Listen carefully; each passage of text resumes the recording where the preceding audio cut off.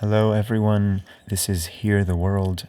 My name is Asaf Ophir, and I have been interviewing people from different faiths about what wisdom they have to offer about the coronavirus. And today we're going to be talking about Hinduism. I have the great honor of speaking with Sangeetha Kowsik.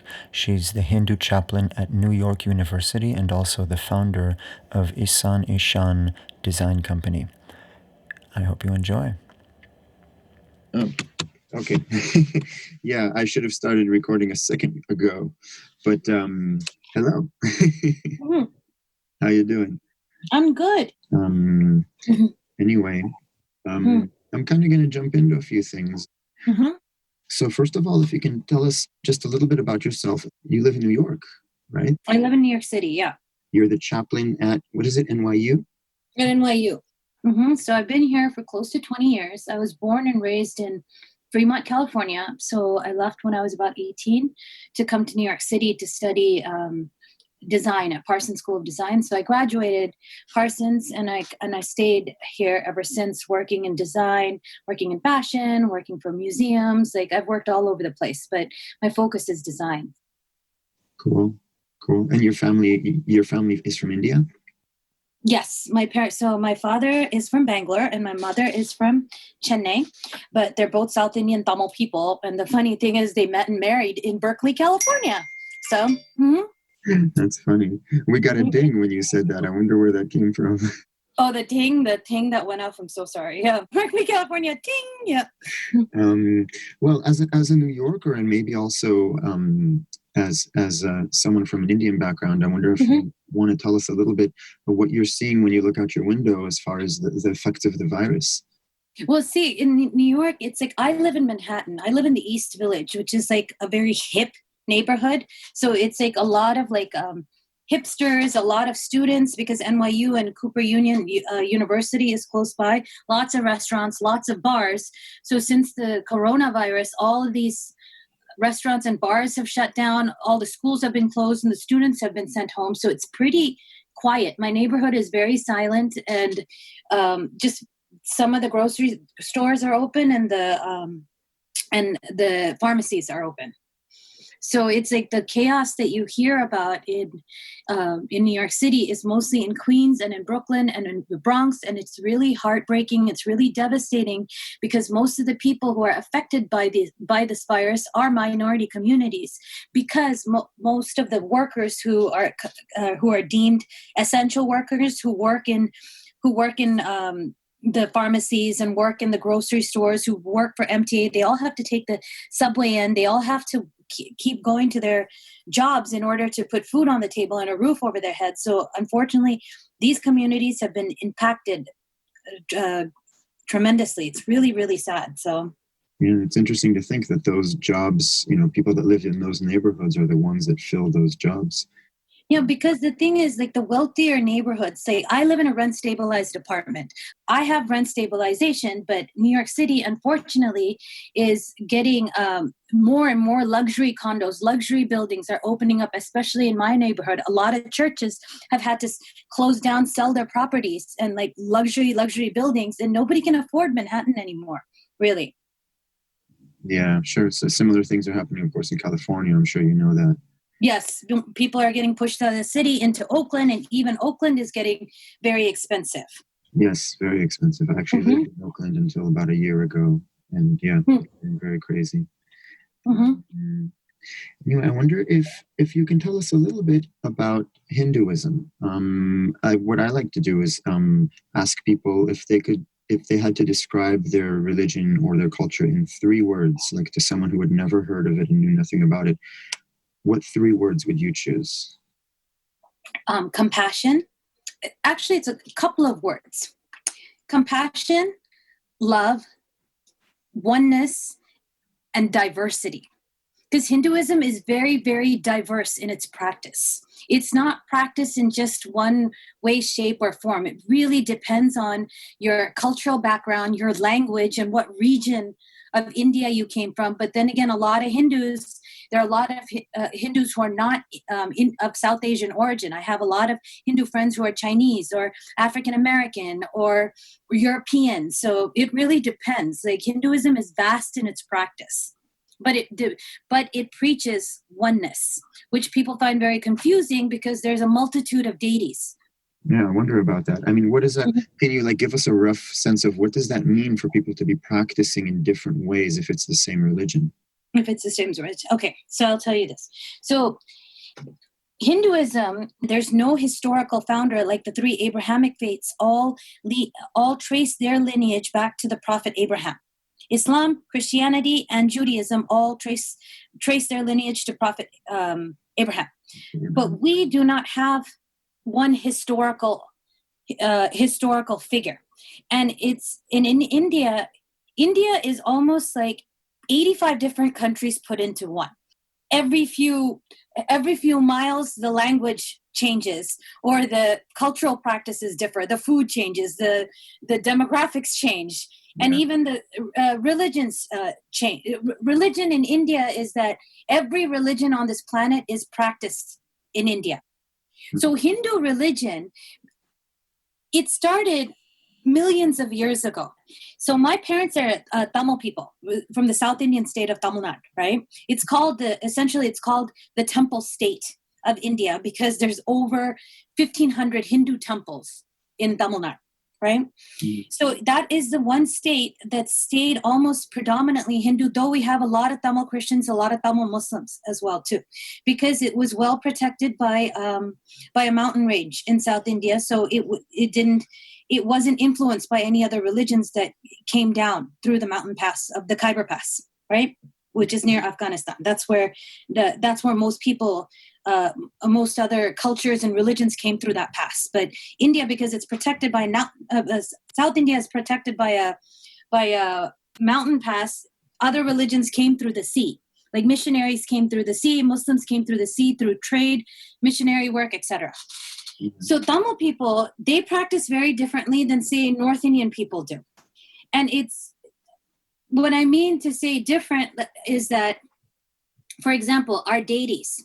If you go into a South Indian temple, if you walk into any of those Hindu temples, most of the statues are made of granite, black granite, because black granite can take a lot of ritualistic practice. Because Hinduism wasn't influenced by other religions, it stayed very pure and very straight by the book. So so South Indian Hinduism is highly ritualistic and follows a lot of the rites and rituals that are written in our scriptures, such as the Rig Veda, the Upanishads, etc., etc. North India, because they have the Islamic influence, their temples have marble statues. Marble making was brought by the Arabs when they came through the Khyber Pass, bringing Islam and marble making. So they have a mixed way of practice. I wouldn't say mixed, is they influenced by Islam in a way that, for example, women cover their hair when they enter the temple. South Indians do not cover their hair when they enter a temple. Interesting. And it's like they have marble statues, which marble erodes. They cannot take so much heavy ritualistic practice as South Indians do. So you're not going to see ritualistic bathing, abhishekam with milk and honey and fruits and yogurt and butter as in the North. You're not going to see that many rituals in the North as you see in the South. The main reason for a multitude of deities is that they all lead to the same divine. They're aspects of the same divine. So I'll say it like this. Suppose your foot hurts. You wouldn't go to a brain doctor because your foot hurts, right? So same thing with these different deities. You want someone to remove your obstacles, pray to Lord Ganesha, the God. You want to pass your exams on your tests, pray to Goddess Saraswati, the goddess of knowledge. You need help on your business, pray to Goddess Lakshmi, the goddess of wealth. So all of these are multiple facets of the same formless, genderless divine. And also another way to look at this is that if you tell a baby, like if you tell a 5-year-old child to pray to God, he has no idea what God is or what it looks like. You give him a beautiful image of of Ganesh, a cute little elephant god, or Hanuman, a cute little monkey god, or a beautiful goddess like Parvati, or Devi. He has something to focus his energy and his love on. So it's like that love and that respect and that devotion for God he'll train himself through this love and affection he feels for this particular deity. And then as he gets older, he's not going to need external elements. It's almost as if you are training yourself to feel the divine within you. It's God. God is divine. God is omnipresent. Nobody has seen God's face. He can be anything you want him to be. He's overpower. He's all-powering, all-encompassing. It's interesting. It's interesting to hear you say that after having, when I traveled through India and you see so many representations of God and you see so many pictures, and a lot of them, like the picture of Krishna is kind of blue, many times a blue child. And almost anyone who's a bit familiar with the culture will see a blue picture and say, oh, okay, that's Krishna, we recognize him. And then to hear you say that at the same time, God is also seen as formless, it's a very interesting perspective. You're familiar with what the Bhagavad Gita is, right? Yeah, I happen to have read it. Yes, it's beautiful. So the interesting thing about the Bhagavad Gita is most Westerners say that the Bhagavad Gita is our Bible, which is not the truth, because we have multiple books. The Bhagavad Gita, if you look at art history, for example, there are no depictions, no artistic depictions, meaning sculpture or painting or written or illustrated accounts of the Bhagavad Gita before the 17th century, before the British arrived in India. Essentially, they couldn't make sense of everyone worshiping various deities, everyone doing various rituals throughout India. They needed to organize it somehow in order for them to understand. They pulled the Bhagavad Gita out of an epic poem called the Mahabharata and said, here you go, here's your Bible, Hindus, which is not right. Because after the 17th century is when you see artistic depictions of the Bhagavad Gita. It's very interesting if you look at history. Yeah, that is very interesting. I had no idea about that because I've seen so many pictures of it, of course. And yeah, it's interesting. I never knew that they were so recent.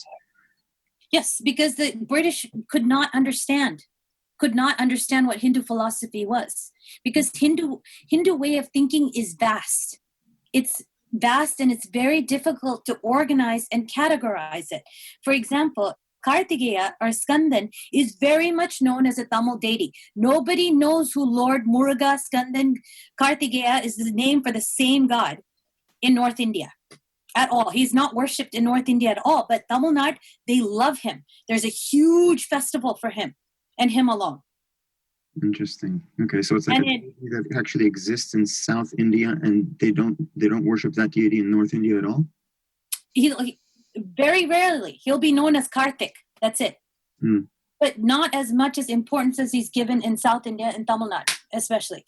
And in the north, Lord Rama, Ayodhya, because North India, Ayodhya and Dwaraka were the places Lord Krishna and Lord Rama are said to have been born. That's where the Bhagavad Gita was said to have been recited also.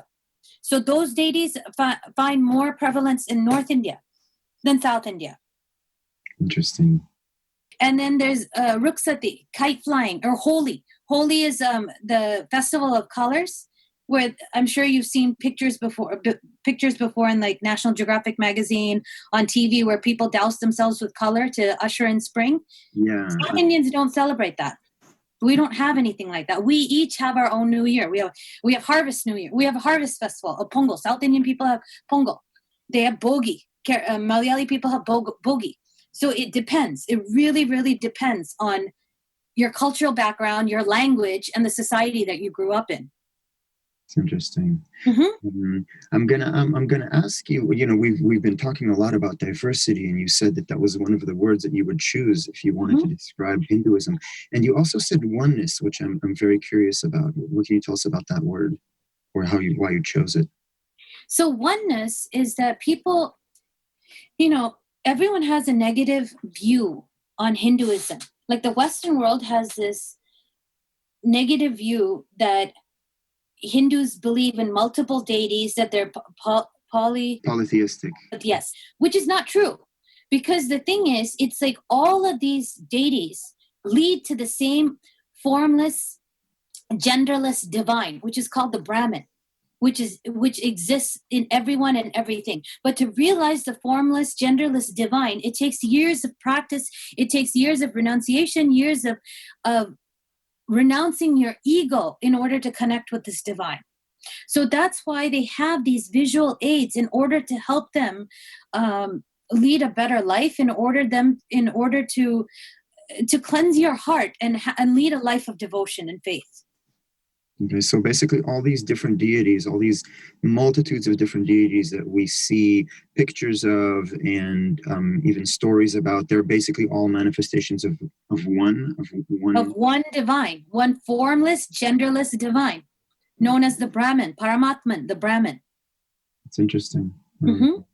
Yeah, I once heard that there are places where Hinduism is practiced where actually Buddha became one of their deities and Jesus became one of their deities. Is that? It's true, because Buddha is considered the 9th incarnation of Lord Vishnu. So Lord Vishnu manifests himself on earth anytime righteousness is threatened. Lord Vishnu is that first he came as Matsya, the fish, then as a tortoise, then as a boar. So Matsya, Kurma, Varaha, which is a boar. Then Narsimha is half human, half lion. Vamana, the dwarf man. Parshurama, the warrior. Rama, the prince. Krishna, the cowherd. Right? Krishna, the author of the Bhagavad Gita. Then Lord Buddha. So Buddha, he came at a time where righteousness was threatened because all of these the people who led Hinduism were becoming greedy and taxing the people, and the whole idea of bhakti or devotion to God was lost. So it's like then the Buddha came along, the 9th incarnation of Lord Vishnu. He came and he gave people the word of leading a righteous life, of leading a life on the middle path, and to be kind and compassionate to one another, and stating that empty rituals do not lead you closer to God if there's no devotion or love behind it. So he is the 9th incarnation of Lord Vishnu. And the 10th incarnation of Lord Vishnu is Kalki, who's yet to come. Kalki avatar, he's going to be a man riding on a horse, carrying a sword.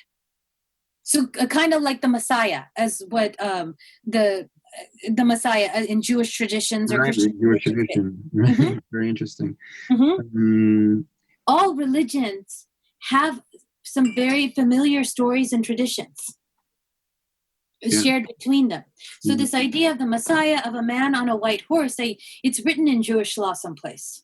Oh yeah, of course. Sure. Mm-hmm. It's a very central theme in Jewish religion is the concept of a Messiah, of a savior, someone sent by God to come and, save humanity. Yeah. And see, when you ask me about oneness, that's what being a Hindu is. It's written in our scriptures clearly in the Rig Veda, which means all is one. All faiths lead to the same divine is written in our scriptures. So a Jew could be a Hindu, a Muslim could be a Hindu, a Christian could be a Hindu. Do you understand what I'm saying? A Hindu can go attend church worship. A Hindu can go to Jummah prayers and still feel the same connection with the divine. If you see God as one, if you understand that God is almighty, all powerful, all encompassing, that everyone and everything belongs to it, then it makes you a more compassionate person. I don't understand why we have to have labels and definitions on things. Well, actually, I'd love to ask you, and this is the perfect moment, I think, to do that. If there's any wisdom from Hinduism or from your culture or from your background that you think is relevant to what we're going through these days, to the virus, or just generally to the situation that the world is in. Sure. So, for example, right, Hindus believe, like right now we're living in the Kali Yuga.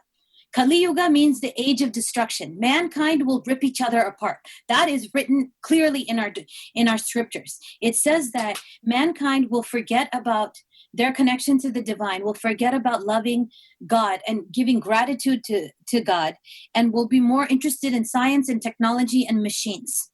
So that's what's happening right now. This global pandemic, it was written a long time ago. So it's like, that's how I try to wrap my brain around it, that we're still in the Kali Yuga. But to have faith and have ultimate faith in the divine that he will pull, he, she, it, whatever you want to call it, will pull us through. And also, Ekam Sat in Sanskrit meaning that which exists is one. Sages call it by various name. Also, Vasudeva Kutumbakam, which means the world is a family. It's one of universal truth and value. And Satyameva Jayata, truth alone triumphs. And one that spreads peace and harmony among mankind. Sarva Bhavantu Sukhinaha, may all be happy. So every prayer in Hinduism, the last prayer, Om Loka Samasta Sukhino Bhavantu, which means may the entire world and all its beings be happy. So Hinduism, it says right now in this pandemic, the prayers that says is one of universal prayer, universal truth, saying that the entire world is a family. We're all suffering in this together. There's not one man, woman, and child on this planet who hasn't been affected by coronavirus, whether they've lost loved ones or whether they're suffering from the disease or employment or emotional turmoil. Everybody is suffering because of this. But Hindu law states you have to understand that we are all one big family. There's no distinction between you and me. We're all one. Well, Sangeetha, I want to say thank you so very much for taking the time to talk to me and to participate in this project. I really, really, really appreciate it. Thank you. No problem. Let me know if you have other questions or need more information. I'm very, very happy to share. All right. Mm-hmm. Well, thanks so much. Have a great day. No problem. You too. Talk to you soon. Bye. So that was Sangeetha Kowsik, the Hindu chaplain at New York University, and also the founder of Ihsan Ishan Design Company. You can find their links in the description that goes with this episode. I always like to end off with a little bit of music, and it's interesting to note that the music of India does trace its roots back to Hindu spirituality, but today it's actually being played by Hindus, Muslims, and in fact by people all around the world. So we're going to hear a wonderful sitar player named Will Marsh, who lives in Northern California, and he will be playing Rag Bhairavi. Hope you like it.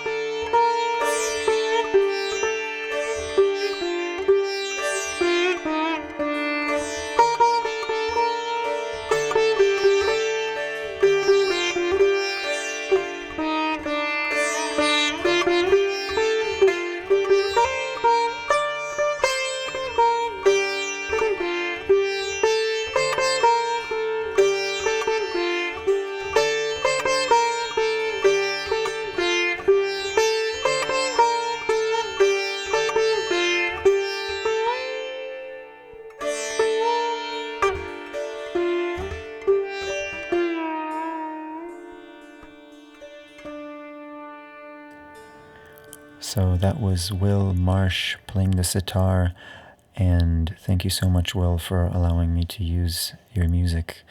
And I want to say to everyone, thank you so much for being with us. And I will be speaking next week with Laughing Coyote, who is from the California Indian Mono tribe. And I highly recommend tuning in. Until then, this is Hear the World, and my name is Asaf Ophir. If you like this podcast, please tell your friends, please share, and have a wonderful week.